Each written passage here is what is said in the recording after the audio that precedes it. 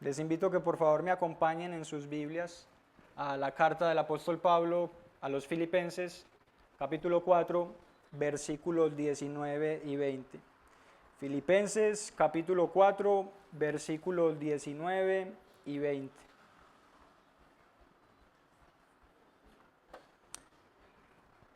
Dice la Escritura: y mi Dios proveerá todas sus necesidades, conforme a sus riquezas en gloria en Cristo Jesús. A nuestro Dios y Padre sea la gloria por los siglos de los siglos. Amén. Voy a volver a leerlo. Y mi Dios proveerá todas sus necesidades, conforme a sus riquezas en gloria en Cristo Jesús. A nuestro Dios y Padre sea la gloria por los siglos de los siglos. Amén. George Mueller fue un predicador y misionero inglés que nació el 27 de septiembre del año 1805, y este hombre llegó a ser reconocido por su confianza en la providencia de Dios y por ser un hombre de oración, por llevar una vida de oración. Durante su vida, este hombre fundó y dirigió una organización que brindó refugio a más de 10.000 huérfanos. También lideró el establecimiento de 117 escuelas que ofrecían una educación cristiana a más de 120.000 niños.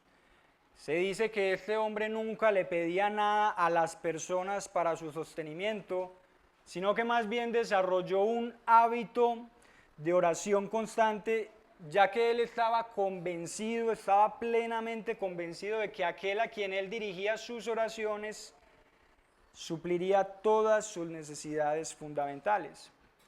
Cuentan que cierto día este hombre estaba orando en su habitación y resulta que nada más y nada menos la reina de Inglaterra llegó para hablar con Mueller. De manera que la sirvienta de Mueller golpeó la puerta de su habitación y le dijo: señor Mueller, la reina está en la sala queriendo hablar con usted. A lo que Mueller respondió de la siguiente manera: dígale a la señora reina que ahora no puedo porque estoy ocupado hablando con el Rey de Reyes y Señor de Señores.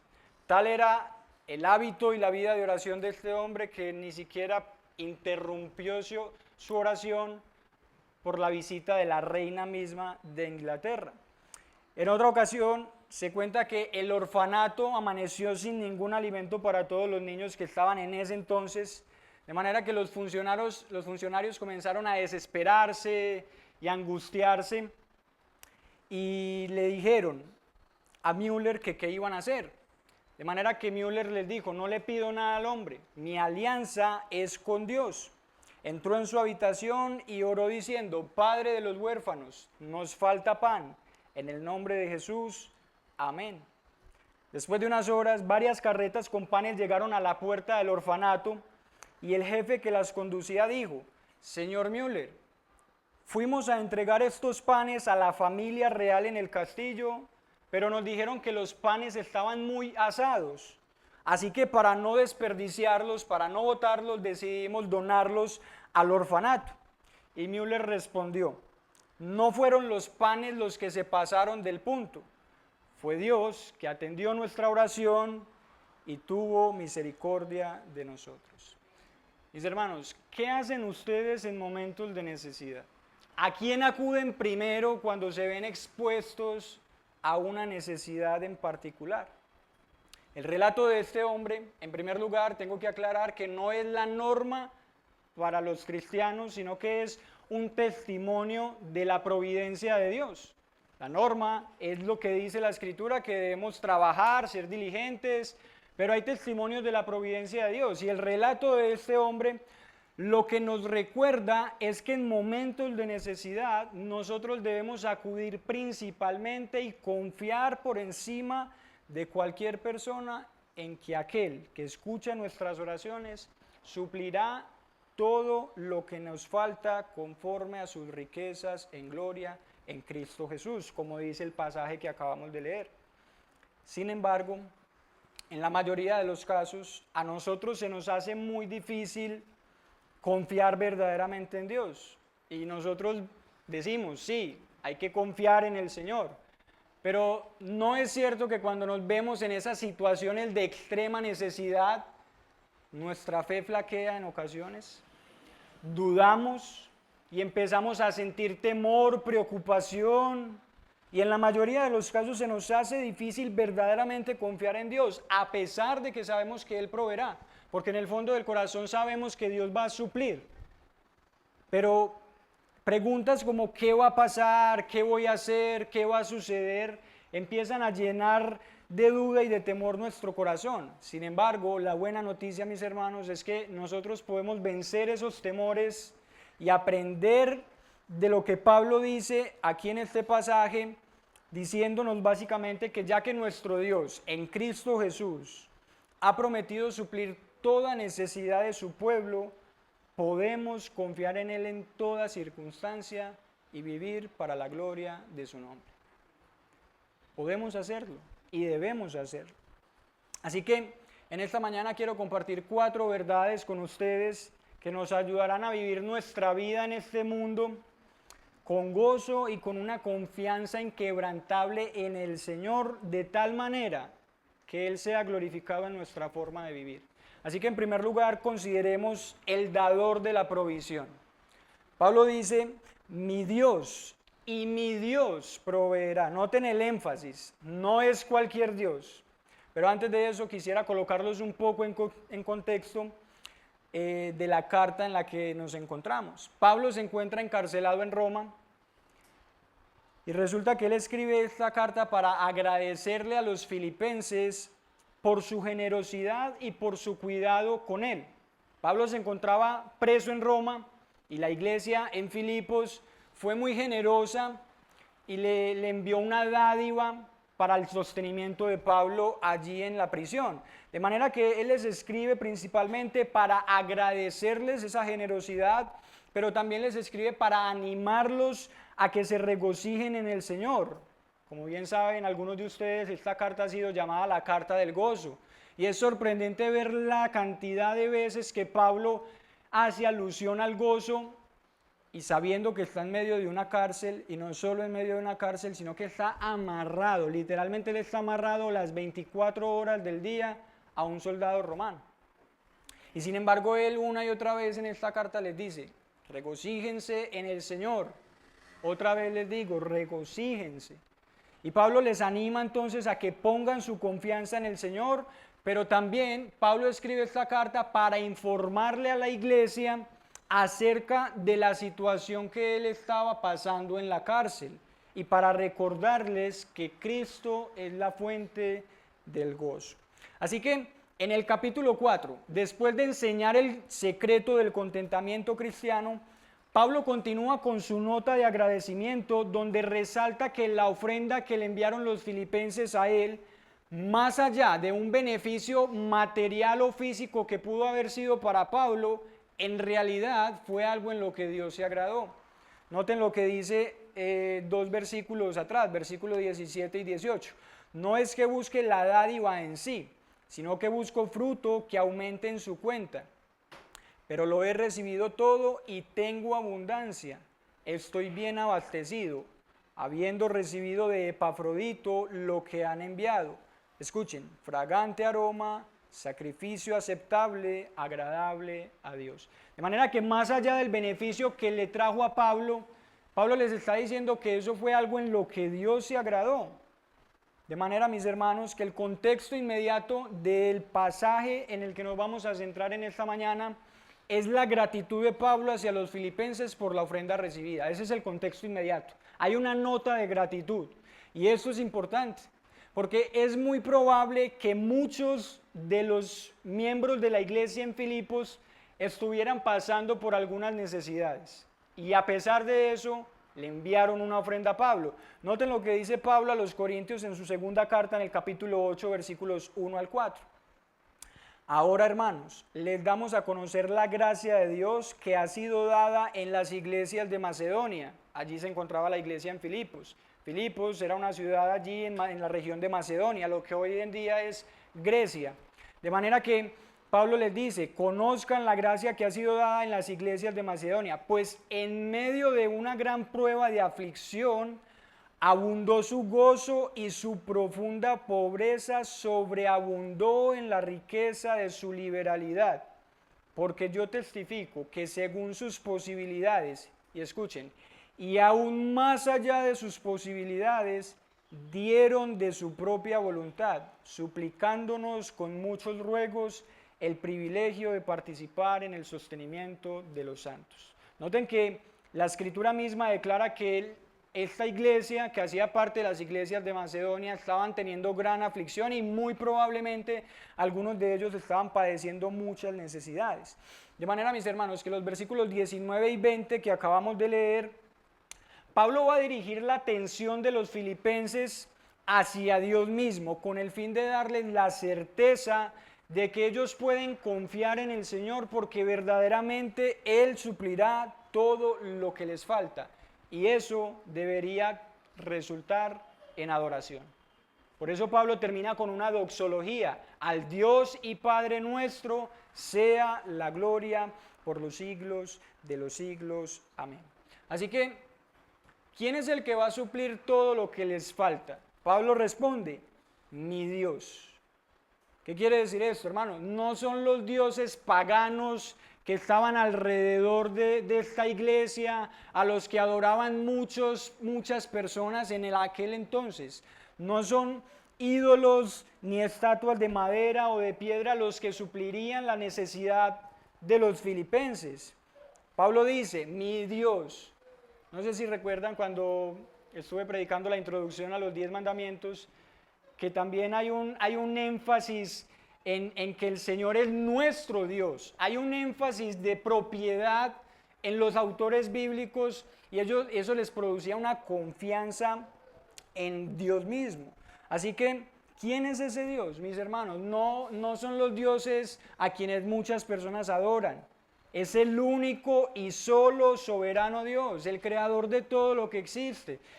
Entonces miren cómo Pablo dirige la atención de los filipenses. El Dios creador de todo lo que existe. Él es el Dios todopoderoso, el que era, el que es y el que ha de venir. El Dios que suplirá todo lo que les falta es aquel que dijo, no te dejaré ni te desampararé. Esfuérzate y sé valiente, porque yo estaré contigo donde quiera que vayas. No temas, porque yo soy tu Dios, yo te formé y yo te sustentaré con la diestra de mi justicia. El Dios al que Pablo está apuntando y al que está dirigiendo la atención de esta iglesia y que yo espero poder dirigir su atención en esta mañana, es aquel que dijo, yo te escogí desde antes de la fundación del mundo, te he amado con amor eterno. Te he prolongado mi misericordia, he comenzado una buena obra en ti y no descansaré hasta verla terminada.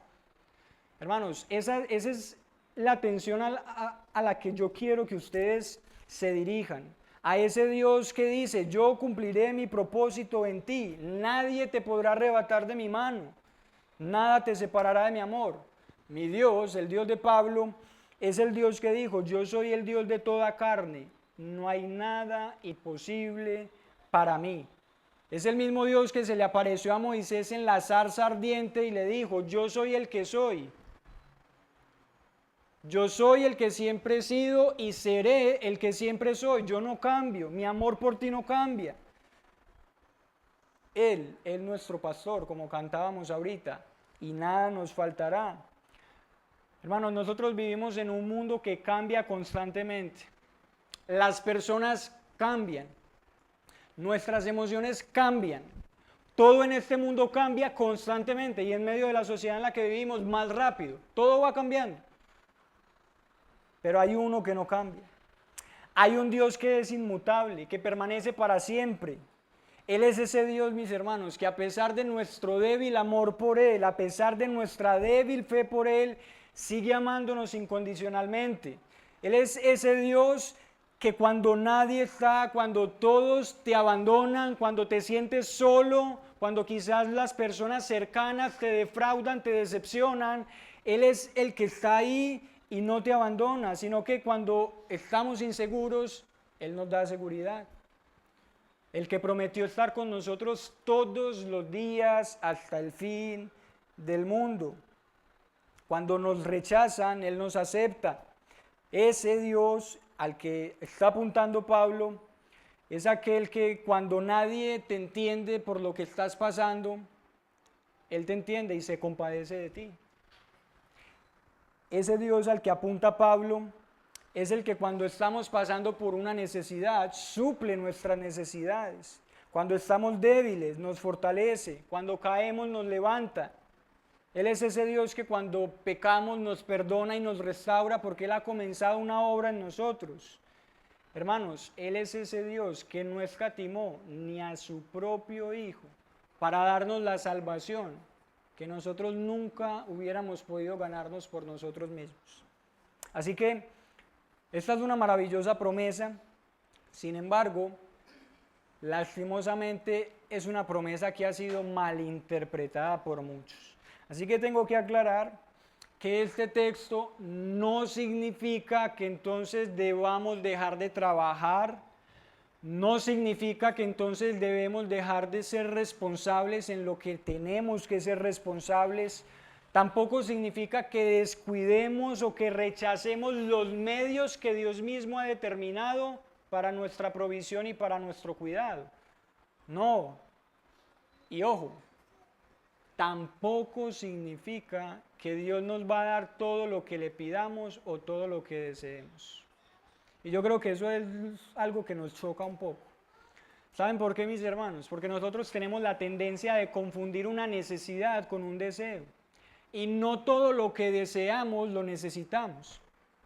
Voy a poner un ejemplo que pasa mucho, no solo con las mujeres, pero lo hablo en mi caso. Cuando uno va con la esposa y de pronto, o hasta uno mismo, y uno se antoja de algo, no sé, pasando por un centro comercial, por la calle, ¿qué es lo que uno dice o qué es lo que la esposa le dice a uno? ¡Ay, necesito un bolso! Ve, necesito ese pantalón. Noten el lenguaje que nosotros mismos utilizamos y es porque precisamente nosotros confundimos frecuentemente lo que deseamos con lo que necesitamos. Pero mis hermanos, recordemos que Pablo viene dando gracias a los miembros de la iglesia en Filipos y es como si él estuviera diciendo, hermanos, miren cómo Dios ha cuidado de mí y ha suplido todas mis necesidades aún en medio de la tribulación que estoy pasando. Estén tranquilos, no pasivos. Confíen en Dios, sigan buscando primeramente el reino de Dios y su justicia, porque así como Dios ha cuidado de mí, también lo hará con ustedes para la gloria de su nombre. Básicamente eso es lo que Pablo les está diciendo. Pero entonces, ¿cuál es ese alcance de la provisión? Es decir, ¿a qué se refiere Pablo cuando habla de que Dios proveerá todas nuestras necesidades?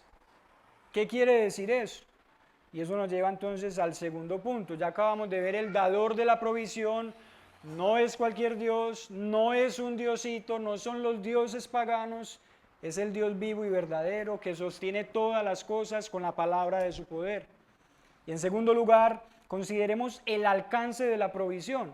¿Qué significa entonces cuando Pablo dice que Dios proveerá a todas nuestras necesidades? Bueno, dentro del contexto se refiere a todas las necesidades que el creyente tiene en este mundo terrenal. Dentro del contexto significa o se refiere a esas necesidades que como creyentes tenemos en este mundo terrenal. Ahora, la pregunta es, ¿qué es una necesidad? Porque según la reacción de algunos de ustedes ahorita, creo que puedo ver que pensamos mucho en que aquello que deseamos lo necesitamos. Pero yo te pregunto en esta mañana, ¿qué es una necesidad? Bueno, el significado llano y simple de la palabra necesidad es la falta de algo que es indispensable para la vida. La falta de algo que es indispensable para la vida. Ahora, hay diferentes tipos de necesidades, ¿cierto? Pero es interesante, mis hermanos, que cuando nosotros estudiamos la Biblia, y por ejemplo vamos al libro del Génesis, nos damos cuenta de que antes de la caída, antes de que el hombre pecara y cayera, de su estado original, vemos que Adán y Eva vivieron en la presencia de Dios con todas sus necesidades satisfechas porque vivían en armonía con Él. No obstante, en el momento en que el hombre pecó, ellos fueron separados de la presencia de Dios. Y esa separación creó nuevas necesidades en el ser humano que antes de la caída no existían. Y esas necesidades las han experimentado todos los seres humanos a lo largo de la historia y nosotros las experimentamos y tratamos de satisfacer esas necesidades de maneras equivocadas por nuestra forma caída de pensar.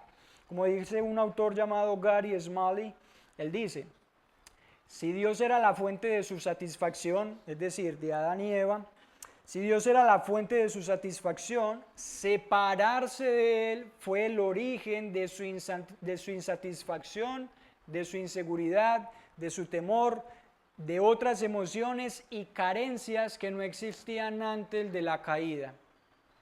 De tal manera, mis hermanos, que el ser humano fuera del jardín del Edén ha experimentado y sigue experimentando al día de hoy una serie de necesidades que busca llenar de todas las maneras posibles y en todos los lugares posibles, menos en Dios. Y siempre, siempre, siempre hay algo o alguien que es culpable de esa insatisfacción. Cuando nosotros experimentamos insatisfacción, frecuentemente culpamos a algo o alguien que está fuera de nosotros, cuando realmente el problema se encuentra es adentro. Acerca de esto, el pastor Miguel Núñez dice lo siguiente: si estoy separado de Dios, necesito sentirme seguro, aceptado, entendido, acompañado, amado, respetado, honrado, atendido, valorado, apoyado, y pudiéramos agregarle otra cantidad de necesidades que, aunque estas que menciona el pastor Miguel son más emocionales, pudiéramos decirlo, son necesidades que surgieron debido a la separación del hombre con Dios y que al día de hoy seguimos experimentando. Incluso como creyentes a veces experimentamos este tipo de cosas, aún sabiendo que en Cristo ya somos aceptados, que somos amados, que somos valorados, que somos respetados, que somos honrados. ¿Por qué muchas veces seguimos buscando satisfacer esas necesidades en algo que no es Dios? Así que yo espero que podamos enfocarnos y reconocer que solo Dios, mis hermanos, solo Dios puede suplir verdaderamente estas necesidades, y esto nos debería llevar a reflexionar en la siguiente pregunta. ¿Estoy buscando suplir esas necesidades en personas, lugares o cosas que no son Dios? Piensa en eso por un momento. ¿Estás buscando suplir ya sea estas que mencioné u otras que pueden ser verdaderas en personas, en lugares o en cosas que no son Dios? Pero así como hay necesidades emocionales que surgieron después de la caída, también hay necesidades físicas. A veces hay momentos en la vida en que por alguna u otra razón nos vemos en escasez, ya sea de el dinero para el sustento, el trabajo, el mismo alimento. Pero recordemos que el Señor Jesús también habló de estas cosas en el Sermón del Monte. Mateo capítulo 6, versículos 25 al 34, el Señor Jesús dice allí: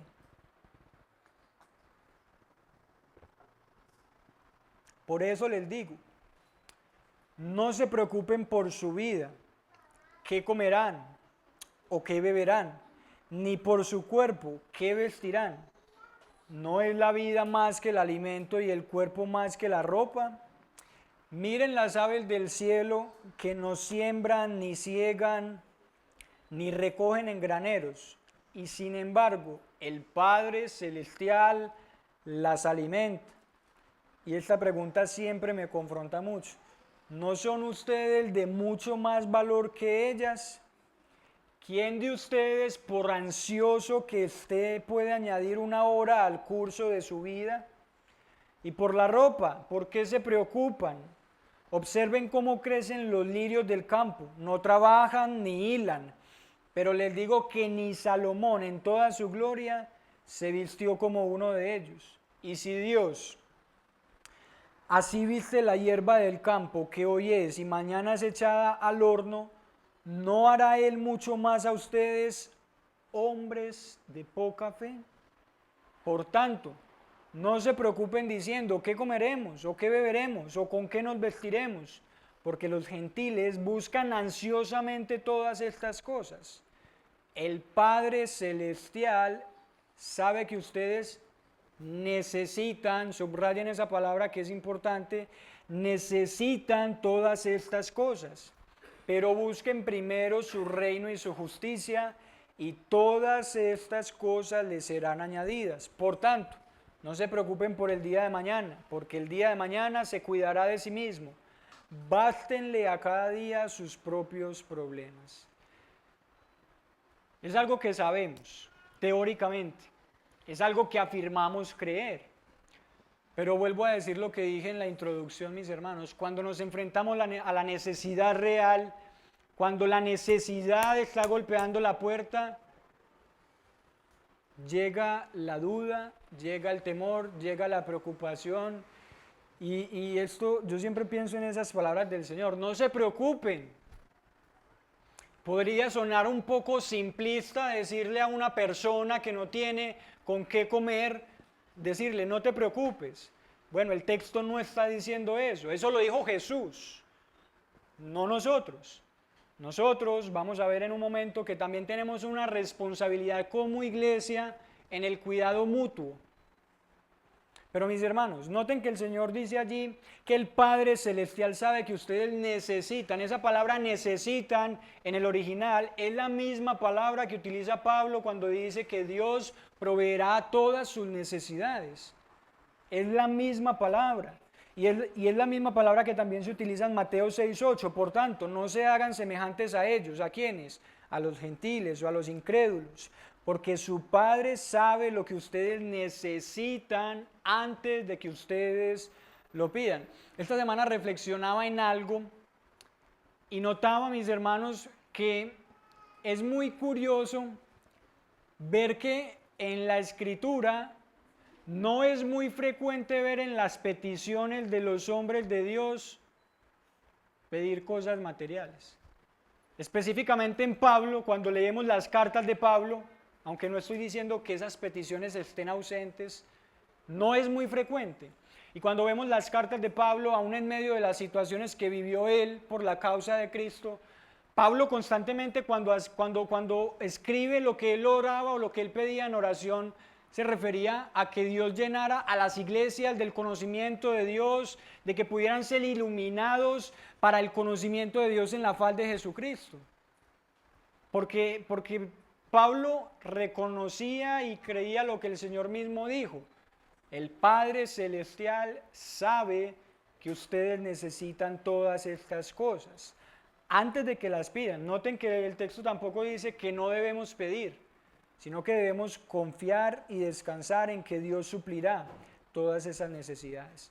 También en Filipenses 2:25 se utiliza esa misma palabra que en el griego es kreia. Y dice, pero creí necesario enviarles a Epafrodito, mi hermano, colaborador y compañero de lucha, quien también es su mensajero y servidor para mis necesidades.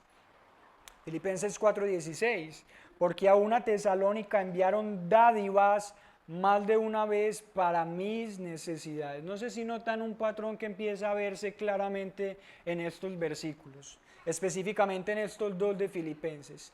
¿Cómo Pablo mismo está diciendo en la misma carta que Dios estaba supliendo sus necesidades? Por medio de los mismos filipenses. Hermanos, en muchas ocasiones Dios nos usará a nosotros para suplir las necesidades de otros hermanos, de manera que no debemos rehusarnos o cerrar nuestro corazón, porque esto sería un grave pecado. Y es lo mismo que dice el apóstol Juan en su primera carta en el capítulo 3 versículo 17.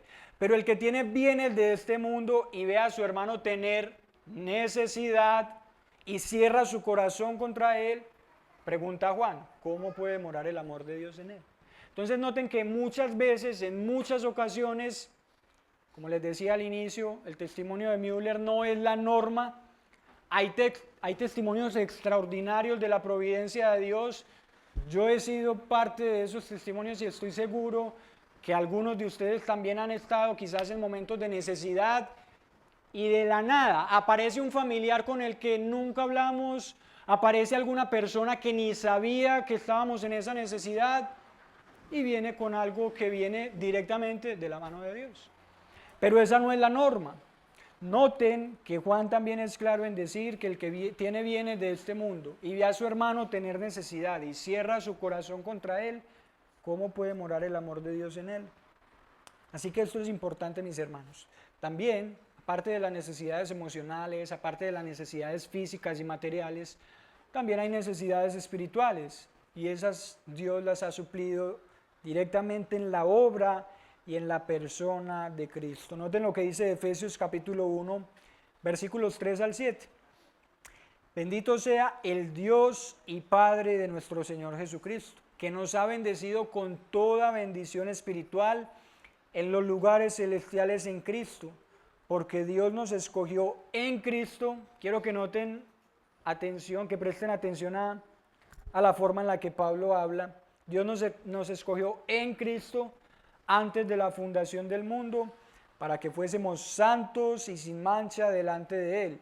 En amor nos predestinó para adopción como hijos suyos, como hijos para sí, mediante Jesucristo, conforme a la buena intención de su voluntad, para alabanza de la gloria de su gracia, que gratuitamente ha impartido sobre nosotros en el amado. En Él tenemos redención mediante su sangre, el perdón de nuestros pecados según las riquezas de su gracia. Hermanos, si hablamos de necesidad en el sentido espiritual, la mayor necesidad del ser humano es su reconciliación con Dios. Y esa necesidad, Dios mismo, habiendo sido el ofendido, por decirlo de alguna manera, es el que tomó la iniciativa de restaurar esa relación con el hombre. Aun cuando el hombre lo primero que hizo cuando pecó fue huir de Dios. Como decía, creo que era R.C. Sproul. Desde el principio, Dios es el que ha tomado la iniciativa de buscar al hombre. Eso lo podemos ver en Adán y Eva. Cuando ellos pecan, no fueron ellos los que buscaron a Dios. Fue Dios el que buscó a Adán y a Eva y les dijo, ¿dónde están? Así que es cierto, mis hermanos, que Dios en su gracia hace salir su sol sobre justos, sobre injustos, y que hay una gracia común. Pero este cuidado del que está hablando Pablo, esta provisión de la que está hablando Pablo, noten que él dice, mi Dios proveerá todas sus necesidades conforme a sus riquezas en gloria en Cristo Jesús.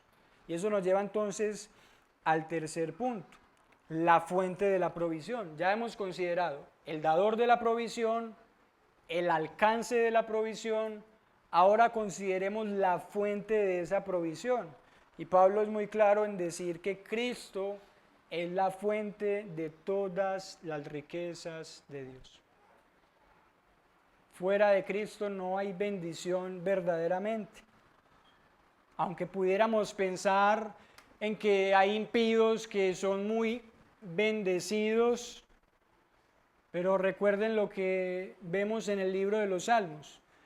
Algunos de los hombres de Dios en su momento veían al impío prosperar y cuestionaban a Dios. Pero al final de cuentas dicen esos mismos autores que las riquezas del impío volarán como alas de águila. Y al final de cuentas la esperanza de ellos está fundamentada en nada.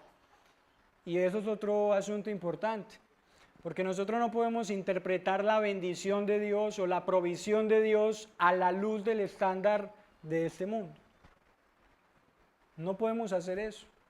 porque si hacemos eso vamos a frustrarnos, vamos a sentirnos mal, vamos a pensar que Dios no nos está bendiciendo. Hermanos, pero en Cristo nosotros ya hemos sido más que bendecidos y Cristo es la fuente de todas las riquezas de Dios. Noten lo que dice Juan en su Evangelio en el capítulo 1, versículos 3 y 4.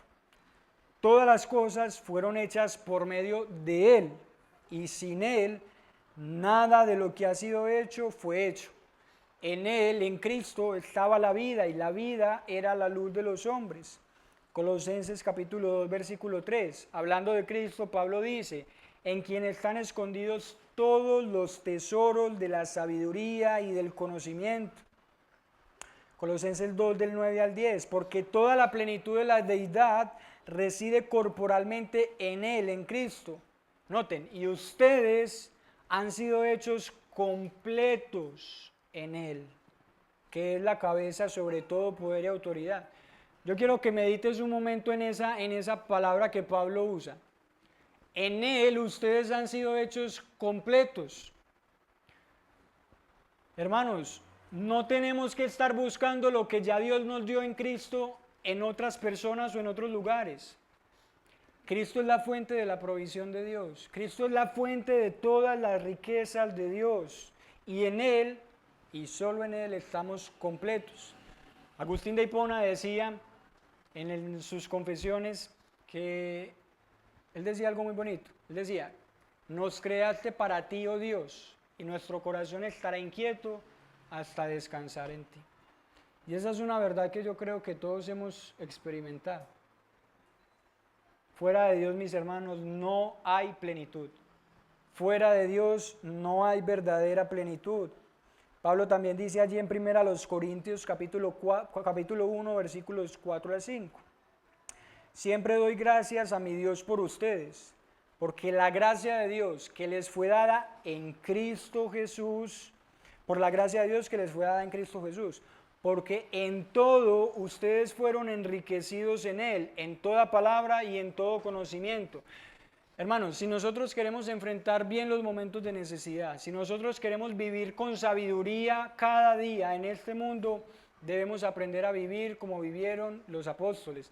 Debemos aprender a vivir como vivieron los hombres de Dios y como han vivido los hombres de Dios a lo largo de la historia, con esa confianza inquebrantable en Dios, confiando en sus promesas, porque si no vamos a estar yendo de un lado para otro. Y eso solamente se consigue conociendo más a Cristo, teniendo una relación personal con Él.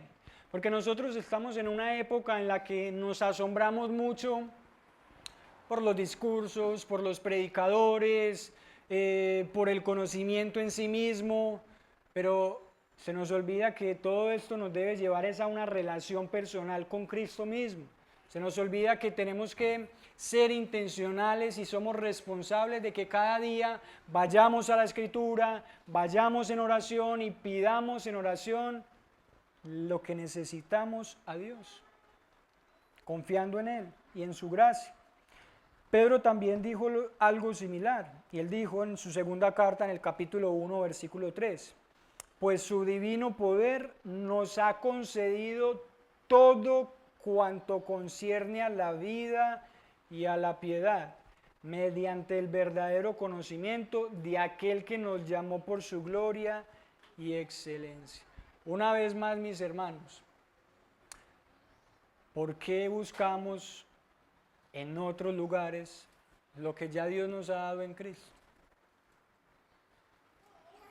Yo no sé si a ustedes les ha pasado, pero yo me he identificado mucho con los discípulos del Señor, con los apóstoles, específicamente cuando el Señor les dice hombres de poca fe. Y siempre me inquieta mucho eso cuando leo los evangelios. Ellos caminaron con Cristo mismo en carne, vieron los milagros de Cristo, estuvieron con Él, lo escucharon, compartían con Él. Y ustedes notan cuántas veces el Señor le dice a los discípulos, hombres de poca fe. Llega al punto de utilizar una palabra dura y decirles, ¿hasta cuándo tendré que soportarlos, hombres de poca fe? Hermanos, La fe viene por el oír y el oír por la palabra de Dios. No va a haber fe si solamente nos quedamos con lo poco que escuchamos cada 8 días. No va a haber una verdadera fe si solo nos quedamos con un poquitico de todas las riquezas que hay en la palabra de Dios. Así que el llamado es a que podamos reconocer en primer lugar y pedir perdón a Dios por nuestra falta de fe, pero ir a Cristo, correr a Cristo y suplicar su gracia para que el Espíritu Santo nos ayude a vivir cada día confiando en Él, creciendo en gracia y en conocimiento. Hace un momento decía que es verdad que Dios hace salir su sol sobre justos e injustos, hace llover sobre malos y buenos. A eso se le conoce como gracia común. Pero el tierno cuidado especial de Dios es algo que solo está en Cristo. Y es algo que solo Dios tiene con aquellos que están unidos a Cristo, porque es únicamente por los méritos de Cristo. Hay un libro muy bueno que se llama La disciplina de la gracia, de Jerry Bridges, y en el libro este autor menciona algo muy interesante, y él nos lleva a comprender cómo nosotros distorsionamos la gracia cada día. Y él nos pone en esos escenarios en los que nos sentimos incómodos, pero son ciertos. Escenarios como, por ejemplo, creo que les ha pasado, a mí me ha pasado, que cuando yo estoy firme con el Señor, cuando yo estoy más metido con el Señor, cuando yo leo más la Escritura, cuando yo oro más, vivo de tal manera como si creyera que por mi excelencia o por mi piedad Dios me va a bendecir más o me va a amar más. Y también cuando estoy, digamos, como lo decimos nosotros, espiritualmente frío, que uno baja un poquito la guardia, que uno descuida los medios de gracia, entonces creo que ya Dios no me ama igual, que ya no me bendice igual, y eso es un error. Porque mis hermanos, el amor de Dios no cambia por nosotros, de acuerdo a nosotros nos comportemos, aunque eso no quiere decir que entonces no importa cómo vivamos. Hay que distinguir bien. Es decir, Dios no te va a amar más o te va a bendecir más o va a suplir tus necesidades si tú obedeces o no obedeces. Dios, según Pablo y según la Escritura, nos ha amado según el puro afecto de su voluntad. Esto debería motivarte a que en respuesta a esa gracia, en respuesta a la bondad maravillosa de Dios, vivas, como veíamos hace 8 días, santa, sobria, justa y piadosamente. No para ganarnos la bendición, no para que Dios supla mi necesidad. Aunque es cierto que debemos ser responsables. Pero hermanos, solamente unidos a Cristo, quien es la fuente de la provisión de Dios, vamos a poder experimentar este tierno cuidado que Dios tiene para con su pueblo. Y eso lo vemos también en el Antiguo Testamento. El rey David llegó a decir: no he visto justo desamparado, ni su descendencia que mendigue pan. Él es nuestro pastor y nada nos faltará. Ah, pero todavía no tengo el carro que quiero. No es eso a lo que Pablo se refiere cuando dice que esas necesidades serán suplidas por Dios. Hermanos, solamente los que están unidos a Cristo son partícipes de esta promesa. Y todo esto debe llevarnos a un objetivo supremo, y es la gloria de Dios. Y eso nos lleva entonces al último y cuarto punto, el resultado de la provisión. Vimos el dador de la provisión, el alcance de la provisión, la fuente de la provisión. Ahora consideremos el resultado de la provisión. Versículo 20. A nuestro Dios y Padre sea la gloria por los siglos de los siglos. Amén. Es interesante notar que para Pablo, ninguna doctrina es meramente intelectual. Para el apóstol Pablo, la doctrina iba de la mano con la piedad y con la alabanza. Y eso es importante en nuestros tiempos, porque yo sé que todos nosotros muy probablemente conozcamos a alguien que sabe de todo sobre teología, sobre doctrina, tiene todas las respuestas a cualquier pregunta, pero es una persona dura, endurecida, orgullosa y no vive conforme a esa doctrina que dice creer. Esto se ve mucho en redes sociales. Ahora con todas estas cosas que hay en redes sociales y que todo el mundo cree ser experto en todo lo que sucede, vemos este tipo de actitudes. Pero hermanos, para Pablo ninguna doctrina era meramente intelectual. Para Pablo la doctrina no era algo solamente, no sé, intelectual, que no tenía implicaciones prácticas. Siempre, ustedes pueden leer en las cartas de Pablo, siempre que una doctrina ocupa su mente, también llena su corazón de alabanza. De ahí que en el capítulo 11 de la carta a los Romanos, cuando Pablo termina de explicar el Evangelio desde el capítulo 1 hasta el capítulo 11, Pablo cómo termina toda esa sección. Oh profundidad de las riquezas, de la sabiduría y de la ciencia de Dios, cuán insondables son sus juicios e inescrutables sus caminos. Porque ¿quién le dio a él primero para que Dios le devolviera? ¿O quién será su consejero? Pablo dice, porque de él, por él y para él son todas las cosas, a él sea la gloria por los siglos de los siglos. Amén.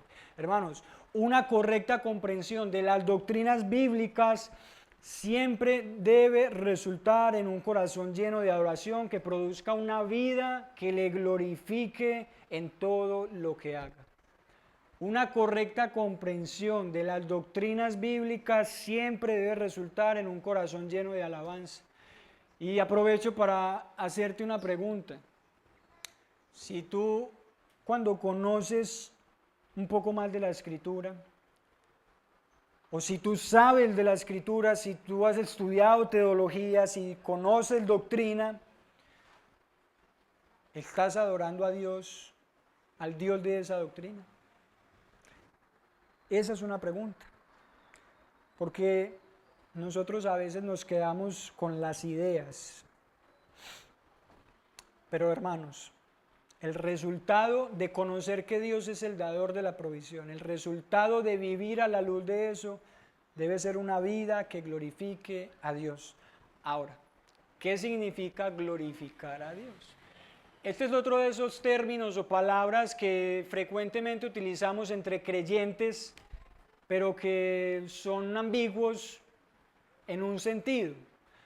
¿Qué es glorificar a Dios? Si Dios es glorioso en sí mismo y si a Dios no se le puede atribuir más gloria de la que Él ya tiene, ¿cómo la Biblia nos manda a glorificar a Dios? ¿O qué significa glorificar a Dios? Bueno, la palabra gloria es doxa en el idioma original y significa una buena opinión sobre alguien, también se puede traducir como alabanza u honor. Así que mis hermanos, cuando Pablo termina con esta doxología diciendo que todo esto nos debe llevar a glorificar a Dios, debemos tener en cuenta lo siguiente. Tanto en el momento de mi necesidad, como en el momento en que Dios supla esa necesidad, mi vida debe producir una buena opinión de mi Dios en las personas que me rodean. Tanto en el momento de la necesidad como en el momento en que Dios supla la necesidad, mi vida debe producir una buena opinión de mi Dios en las personas que me rodean. La realidad, en la mayoría de los casos, no en todos, pero en la mayoría de los casos, es que nosotros fracasamos en producir una buena opinión de Dios en los momentos de necesidad. No sé si les ha pasado y si algunos de ustedes vivan o han vivido con personas inconversas y de pronto tenemos una necesidad o alguna situación en particular y empezamos a quejarnos, nuestro semblante decae, nuestra actitud no es correcta. Hermanos, es vergonzoso, y a mí me ha pasado, a mí me llegó a pasar, que un incrédulo me tenga que recordar que Dios es el que me va a proveer. Y que un incrédulo termine diciéndole a uno, pero usted no es pues creyente, usted no pues que confía en Dios. ¡Ánimo! No sé si les ha pasado, a mí me ha pasado. Lo cierto, mis hermanos, es que tanto en el momento de la necesidad como en el momento en que Dios supla esa necesidad, mi vida, mi forma de enfrentar esa situación debe producir una buena opinión de Dios en los que me rodean. No lo contrario. No diciendo, pero vea este que es cristiano y véalo cómo está. No. Debemos glorificar a Dios. Y glorificar a Dios significa reconocer y exaltar su belleza, su perfección y su grandeza. En palabras sencillas, glorificar a Dios significa reconocer lo que Él ya es. No es hacerlo más glorioso, es reconocer lo glorioso que Él ya es. Esto implica apreciar quién es Dios, implica estimarlo como digno de nuestro amor y valorar todo lo que Él es. No se trata solamente de una actividad intelectual, como decíamos, sino que se trata de una respuesta ante la realidad de su carácter. Así que glorificar a Dios consiste en reflejar la revelación creciente, como decía alguien, de su esencia y de sus propósitos mostrados a través de su palabra, de sus obras y de su presencia. Hermanos, debemos reflejar a Dios, representar a Dios. En esencia, glorificar a Dios es una respuesta integral que combina adoración genuina, obediencia fiel, proclamación de su grandeza y una vida transformada que refleja su carácter ante un mundo que necesita conocerlo. Nota la implicación práctica de esto. Seguramente en el transcurso de este año vamos a pasar diferentes necesidades o aún en este momento las estemos pasando. En esos momentos, hermanos, recordemos que Dios es el dador de la provisión. Recordemos que Él es fiel. Anclémonos a su palabra, a sus promesas. Recordemos que Él proveerá todo lo que necesitamos para vivir en este mundo. Y eso en ocasiones va a implicar que no sea quizás con muchas comodidades, pero recuerden la definición de necesidad. Es todo aquello que es indispensable para la vida. No es lo que deseamos. Cristo es la fuente de todas las riquezas de Dios, de manera que si estás unido a Él, puedes estar seguro de que nada te faltará. Pero también debemos esforzarnos por glorificar a Dios en los momentos de necesidad y en los momentos cuando Él supla la necesidad. Mis hermanos, a modo de aplicaciones y ya para ir cerrando, el texto no nos llama a la pasividad, es decir, a dejar de ser responsables y diligentes. No, trabaja duro, esfuérzate, sé responsable con lo que tienes que hacer, sé diligente en tu trabajo, en tus quehaceres, pero haz todo esto confiando en aquel que todo lo suple. Cuando lleguen los temores y las dudas, cuando llegue la preocupación y la ansiedad que ciertamente llegan, recuérdale a tu alma, como veíamos también hace 8 días, recuérdale a tu alma y dile quién es tu Dios. Bendice, alma mía, al Señor, como decía el salmista, y no olvides ninguno de sus beneficios. Él es quien perdona todas tus iniquidades, el que sana todas tus enfermedades, el que rescata del hoyo tu vida, te corona de bondad y de compasión, te colma de bienes tus años para que tu juventud se renueve como el águila. Pero hermanos, la demostración más grande y más profunda de la provisión de Dios, de la fidelidad de Dios, no se encuentra en todas las historias o testimonios de cuando Dios trajo alimentos en momentos de necesidad, no. La demostración más grandiosa de la fidelidad de Dios se encuentra en la provisión de aquel cordero que fue inmolado en la cruz del Calvario en sustitución de su pueblo escogido. Es ahí donde se encuentra la demostración más grandiosa de la fidelidad de Dios. Como dijo Pablo en Romanos capítulo 8, versículo 32, el que no negó ni a su propio Hijo, sino que lo entregó por todos nosotros, ¿cómo no nos dará también junto con Él todas las cosas? Hermano, mira la cruz, Cuando llegue la necesidad, mira la cruz y recuerda que ese es el cordero que Dios había prometido allí cuando Abraham iba a sacrificar a su hijo y él le dice a Isaac, Dios se proveerá de cordero para el holocausto.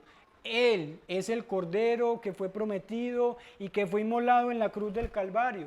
Así que cuando lleguen esos momentos, al lugar a donde debemos mirar es a la cruz. Y recordar que así como Dios ha sido fiel durante toda la historia, Él seguirá siendo fiel con su pueblo. Recordemos el maná en el desierto. Dios es fiel a pesar de nuestra infidelidad. Un pueblo que se quejaba constantemente de Dios, que renegaba constantemente de Dios y cada día tenían su propio pan. Mira la cruz.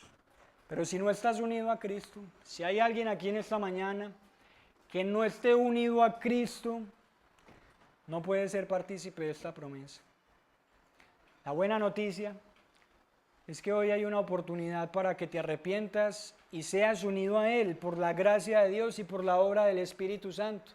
Así que si no estás unido a Cristo, si dudas de que estás unido a Cristo, arrepiéntete y mira ese cordero que Dios suplió, proveyó para la salvación de tu alma. Es ahí donde tienes que mirar y confiar en ese Dios que entregó a su propio Hijo para la salvación de los pecadores. Vamos a orar.